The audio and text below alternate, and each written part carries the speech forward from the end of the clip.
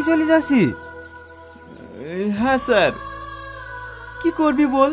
এই সাহেবনগরে সবাই জানে তোর কোনো দোষ নাই, কিন্তু প্রধানের সামনে কেউ মুখ খুলবে না। আজ তুই দোষ না করেও দোষী। কোথায় যাবে কিছু ভাবলি? না স্যার, জানিনি কোথায় যাব। আমাদের পড়াশোনা করা হইলে না স্যার। কাঁদিস না, সব হবে। এই নে ধর, এটা তো ট্রান্সফার সার্টিফিকেট।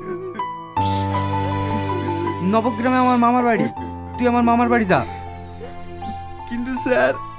কোনো কিন্তু না, আমি ফোন করেছিলাম, সব কথা হয়ে গেছে। ওইখান থেকে তুই পড়াশোনা কমপ্লিট করবি। আরে আরে, সব ঠিক আছে, ভালো করে পড়াশোনা করবি। তোর মায়ের স্বপ্ন তোকে পূরণ করতেই হবে। আসছি বোন, ভালোভাবে যায়েন। আপনি আমাদের যে উপকার করলেন, এই দিন আমরা জীবনেও শোধ করতে পারবো না।